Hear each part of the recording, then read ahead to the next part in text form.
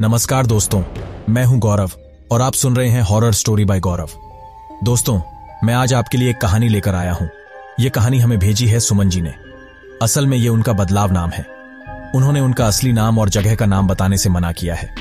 तो चलिए अब बिना देरी किए मैं उनकी कहानी आपको उनकी जुबानी सुनाता हूं। दोस्तों, मेरा नाम सुमन है और मैं छत्तीसगढ़ की रहने वाली हूं। दोस्तों, यह घटना मेरे छोटे भाई के साथ शुरू हुई थी, लेकिन उसके कारण मेरी मां को बहुत तकलीफ झेलनी पड़ी थी। यह घटना तब की है जब मेरा भाई मोहन 9 साल का था।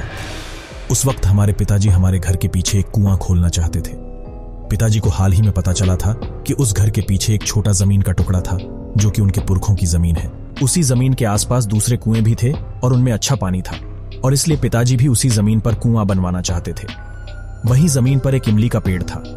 उस वक्त पिताजी उस पेड़ को तोड़ने के बारे में सोच रहे थे ताकि वो वहां पर एक बड़ा सा कुआं बनवा सके। वो पेड़ ठीक उसी जगह पर था जहां पर वो कुआं बनवाने के बारे में सोच रहे थे, लेकिन गांव के कुछ बड़े बुजुर्ग लोगों ने उन्हें वो पेड़ तोड़ने से मना कर दिया और उन्हें कहा कि वो पेड़ शापित है। उस पेड़ के आसपास गांव के लोगों को हमेशा ही बहुत बुरे अनुभव आए थे, लेकिन पिताजी का इन सब बातों पर विश्वास नहीं था। लेकिन गांव वालों के बार बार समझाने के बाद उन्होंने उस पेड़ को छोड़कर उसके करीब एक कुआं खोदने का निर्णय लिया।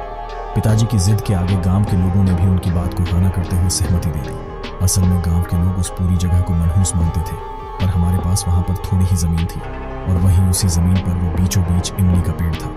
आसपास की दूसरी जगह पर हम कुआं नहीं बनवा सकते थे क्योंकि वो जमीन हमारी नहीं थी।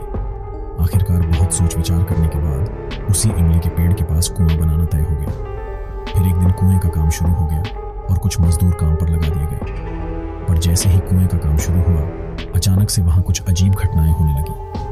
2 दिन बाद ही एक मजदूर अचानक से बीमार पड़ गया और उसी रात को उसकी मौत हो गई। दूसरे कुछ मजदूरों के घर वालों के साथ कुछ हादसे हो गए और फिर एक डर के मारे वो भी वो काम छोड़कर चले गए। ऐसे अगले 10-12 दिनों में कुएं का काम पूरा बंद पड़ गया।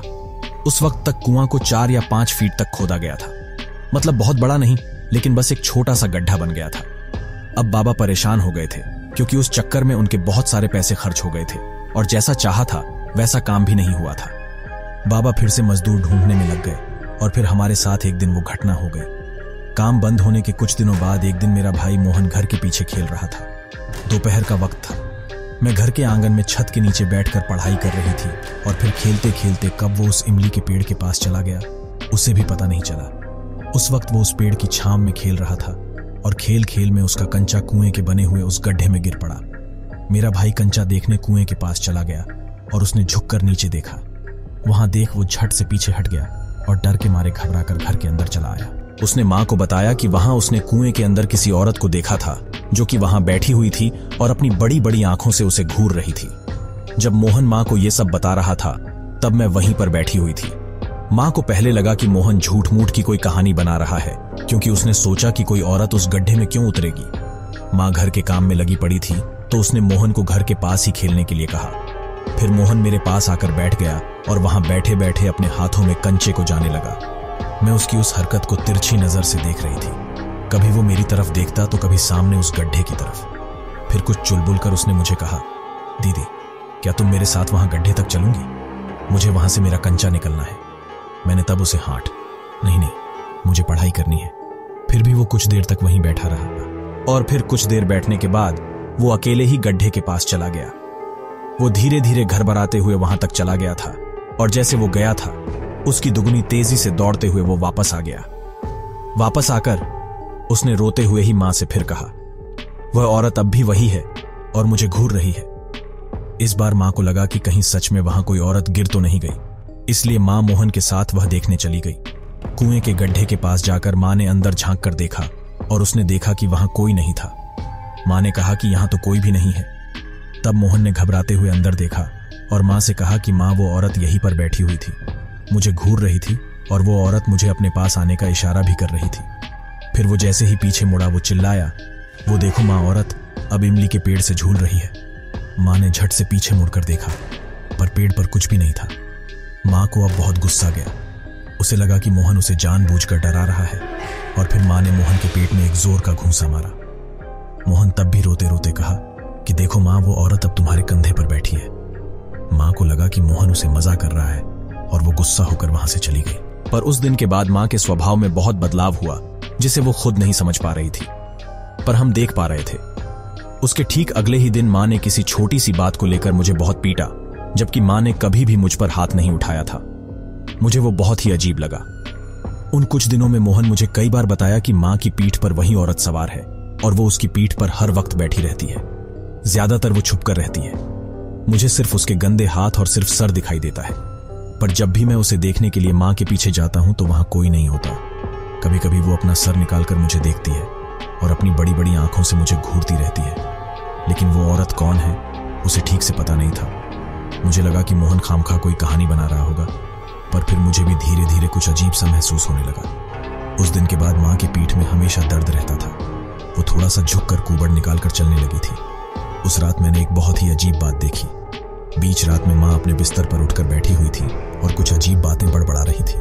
वो देख मैं डरकर उससे दूर हो गई और मोहन से लिपट कर सो गई। पिताजी के होने पर वो थोड़ा ठीक बर्ताव करती थी, पर जब बाबा घर पर नहीं होते तो वो हमारे साथ किसी सौतेली मां जैसा बर्ताव करती थी।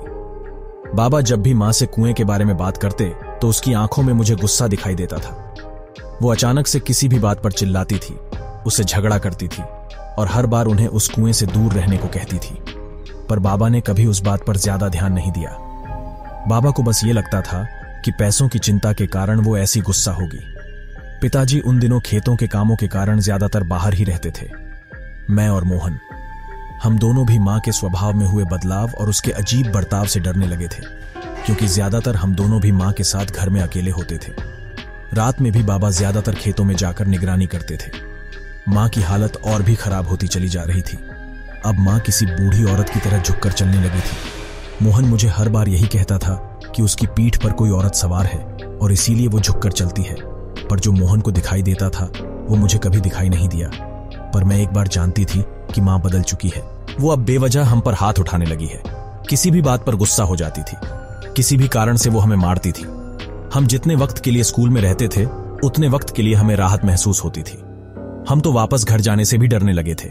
सोचते थे कि घर जाएंगे तो फिर से मार खानी पड़ेगी। मैंने उस वक्त एक और बात को महसूस किया था कि मां जब भी मुझे मारती थी उसका रूप अचानक से बहुत भयानक दिखने लगता था। उसकी आंखों में जैसे खून उतर आता था। मैं हर रोज मार खाती थी और फिर चुप हो जाती थी। मैं वो बात पिताजी से कहने से भी डर रही थी। पता नहीं था कि वो मुझ पर यकीन करेंगे भी या नहीं। लेकिन फिर एक रोज एक बहुत ही अजीब बात हो गई। उस रोज मां सो रही थी। दोपहर का वक्त था। उसकी पीठ में बहुत दर्द हो रहा था। मैंने उसकी पीठ की मालिश की और फिर खेलने के लिए घर से बाहर चली गई। उस दिन पहली बार मैंने अपने भाई से पूछा, क्या सच में तुम्हें कोई औरत दिखाई देती है? और तुमने पहली बार उस औरत को कहां देखा था? मतलब जो तुम्हें बुला रही थी। हाथ और पैर ऐसे थे जैसे दीवारों में दरारें पड़ती हैं। पूरा शरीर रूखा सूखा था, जैसे जैसे मिट्टी का बना हुआ हो। मुझे देख वो अजीब सी आवाज कर रही थी। उसने मुझे बड़ी बड़ी आंखों से घूर के अपने पास आने का इशारा किया था और इसलिए मैं बहुत डर गया था। और अब वही औरत मुझे कभी कभी मां की पीठ पर बैठी दिखाई देती है। तुम दोनों वहां क्या कर रहे हो? हमें पीछे से मां की एक बहुत ही अजीब आवाज सुनाई दी। उस आवाज को सुन हम दोनों भी बहुत घबरा गए। हमारे पीछे हमारी मां खड़ी थी, लेकिन ऐसा लगा जैसे वो हमारी मां नहीं थी। उसका रूप ठीक वैसा ही लग रहा था जैसा मोहन ने मुझे बताया था। उसके बाल खुले हुए थे। हाँ, चेहरा सूखा पड़ा था। आंखें लाल लाल दिखाई दे रही थीं और वो अपनी बड़ी बड़ी आंखों से हमें घूर रही थी। मैं जान चुकी थी कि वो हमें मारने वाली है, तो मैंने मोहन को वहां से दूर भाग जाने के लिए कहा। मोहन दौड़ता हुआ खेतों की तरफ चला गया, पर मां पैर पटकते हुए मेरे पास आ गई। मैं बहुत डरी हुई थी और अपनी जगह पर जम गई थी। फिर वो मुझे खींचते घसीटते हुए उस इमली के पेड़ के पास चली गई। उसने मुझे वहीं पर खड़ा किया और बहुत गुस्से में मुझे कहा कि यहाँ आने की कोशिश की तो पहले तो मैं तुम्हारे भाई को मार दूंगी और तुम्हें। वो बहुत ही भयानक आवाज में हंस रही थी। वो बात सुनकर मैं बहुत घबरा गई और घबराकर दौड़ती हुई घर के अंदर चली गई। मुझे कुछ समझ नहीं आ रहा था कि मैं क्या करूं। मैं बहुत डरी हुई थी। मेरा भाई कहां चला गया था मुझे पता नहीं था। उस घटना के बाद मां की तरफ देखने की भी मेरी हिम्मत नहीं हो रही थी। मैंने उसी रोज बाबा को वह सब बताने का निर्णय लिया। उस दिन भी मुझे बहुत मार पड़ी थी, पर मैं जानती थी कि वो मेरी मां नहीं है। उसी शाम बाबा घर आने के बाद मैंने चुपचाप बाबा से कहा कि वो उस रात मोहन और मुझे अपने साथ खेतों पर लेकर चले जाए, और वो बात मैंने उन्हें मां को बताने से मना कर दिया। हम उस रात उनके साथ रहना चाहते थे। हमारे खेतों में एक झोपड़ा था। पिताजी दोपहर और रात वहीं आराम करते थे। मां ने उस बात का थोड़ा विरोध किया, लेकिन हम पिताजी के साथ जाना ही चाहते थे। हम अपनी बात पर अड़े हुए थे। आखिरकार पिताजी भी हम दोनों को अपने साथ लेकर जाने के लिए राजी हो गए। फिर रात खाना खाकर मोहन और मैं हम बाबा के साथ खेतों पर चले गए और वहां जाते ही मैं फूट फूट कर रोने लगी। बाबा मुझे अचानक रोता देख चौंक गए। उन्होंने मुझसे पूछा कि क्या हुआ है, तू इतनी रो क्यों रही हो? तब मैंने और मोहन ने बाबा को वो सब बताया जो मेरे और उसके साथ हुआ था। माँ के अजीब बर्ताव के बारे में और मोहन को वहां जो भी दिखाई देता था उसके बारे में। मेरी बात सुनने के बाद बाबा को भी थोड़ा यकीन हो गया कि माँ के साथ कुछ बुरा हो रहा है, क्योंकि उसके स्वभाव में हुए बदलाव को वो भी अच्छे से जानते थे, पर उन्हें उसके पीछे का कारण नहीं पता था। माँ की तबीयत धीरे धीरे खराब होती जा रही थी और ठीक उसी रात माँ अचानक से बहुत बीमार पड़ गई। हम जब सुबह घर गए तो देखा कि माँ ने बिस्तर पकड़ लिया था। उसने रात का खाना तक नहीं खाया था। उसे बहुत ही तेज बुखार था। उसके नाक और मुंह से बार बार किसी काले पानी जैसा द्रव निकल रहा था। माँ ठीक से आंखें तक नहीं खोल पा रही थी। माँ की वो हालत देख बाबा उसे उसी वक्त उठाकर अस्पताल लेकर चले गए। दोपहर होते होते पिताजी माँ को लेकर वापस आ गए। उस दिन मोहन और मैं स्कूल नहीं गए थे। पिताजी ने हमें माँ का ख्याल रखने के लिए कहा और फिर वह बिना कुछ खाए पिए ही अपने किसी रिश्तेदार के यहाँ माँ के बारे में बात करने चले गए। मोहन और मैं पिताजी का इंतजार कर रहे थे। रात हो गई थी और अब तक वो वापस नहीं आए थे। मैंने किसी तरह रात का खाना बनाया और सबसे पहले मैंने मोहन को खाना खिलाया। फिर मैं खाना लेकर माँ के पास चली गई। माँ बिस्तर में करवट बदलकर लेटी हुई थी। उसका चेहरा दूसरी तरफ था। मैं उसके पास जाकर बैठ गई। मुझे लगा कि वो थोड़ी बहुत ठीक हो गई होगी। वहीं पास में मैंने खाने की थाली रख दी और मैंने माँ को आवाज दी, माँ मैं तुम्हारे लिए खाना लेकर आई हूं, थोड़ा सा खा लो। मेरी आवाज सुनकर उसने बहुत जोर की सांस ली। उसकी आवाज सुनकर मुझे बहुत डर लगा कि वह करवट बदलकर सीधी हो गई। उसकी वो हालत देखकर मैं उससे थोड़ी दूर जाकर बैठ गई। कुछ देर के लिए वो वैसी ही पड़ी थी। फिर वो धीरे से उठकर बैठ गई। उसकी पीठ बहुत ज्यादा मुड़ चुकी थी। पीठ में कुबड़ निकल आया था। माँ इतनी झुककर बैठी थी कि मैं उसका चेहरा तक ठीक से देख नहीं पा रही थी। वो किसी बीमार इंसान की तरह आवाज कर रही थी। फिर वो अजीब सी आवाज करते हुए मेरे कंधे का सहारा लेकर उठकर खड़ी हो गई। उस वक्त उसका चेहरा मेरी नजर पर पड़ा। उसके चेहरे पर एक भयानक सी मुस्कान थी। चेहरा रूखा सूखा था, आंखें लाल लाल थीं और उसके बाल बिखरे हुए उसके चेहरे को ढक रहे थे। मोहन घबराकर चुपचाप एक कोने में बैठा हुआ था। माँ का देखकर मैं थोड़ा पीछे हट गई और उससे दूर हो गई। फिर माँ किसी कुबड़ निकले इंसान जैसे झुककर चलती हुई घर से बाहर चली गई और जाकर उस गड्ढे के पास बैठ गई। हम उसे दूर से ही देख रहे थे। वो उस पेड़ के और उस गड्ढे के पास बैठकर काफी देर से किसी से बात कर रही थी। कभी वो बीच में ही हंस पड़ती थी। वो देख मोहन और मैं घर के अंदर छुपकर बैठ गए। हम दोनों भी भगवान का नाम लेते हुए बाबा के आने का इंतजार करने लगे, क्योंकि अब हमें माँ की वो हालत देखकर बहुत डर लगने लगा था। हम दोनों में भी माँ को पुकारने की हिम्मत नहीं थी। हम जानते थे कि अगर वो किसी भी बात पर गुस्सा हो गई तो वो बेवजह हमें फिर से मारेगी। कुछ देर बाद माँ फिर से धीरे धीरे चलते हुए घर के अंदर आ गई। हम दोनों भी एक कोने में छुपकर वो सब कुछ देख रहे थे, पर वो इस तरह से चलकर आ रही थी जैसे वो जानती थी कि हम दोनों कहां पर छुपे हुए हैं। उसने उसी हालत में मोहन को खींचकर बाहर निकाला और उसे खींचते हुए वो घर से बाहर लेकर जाने लगी। मोहन अचानक से हुए उस बदलाव से बहुत घबरा गया और अपने आप को छुड़ाने की कोशिश करने लगा। माँ तुम ये क्या कर रही हो? हाँ, मुझे छोड़ दो। फिर मैं भी हिम्मत करके आगे चली गई। माँ तुम क्या कर रही हो? होश में आ जाओ माँ, मैं पिताजी को सब बता दूंगी। माँ ने फिर भी मेरी बात की तरफ ध्यान नहीं दिया और एक बहुत ही अजीब और भयानक आवाज में उसने मुझे कहा, मैं तेरे भाई को मार दूंगी और तू अगर बीच में आई तो मैं तुझे भी मार दूंगी। चुपचाप यहाँ बैठे रहे।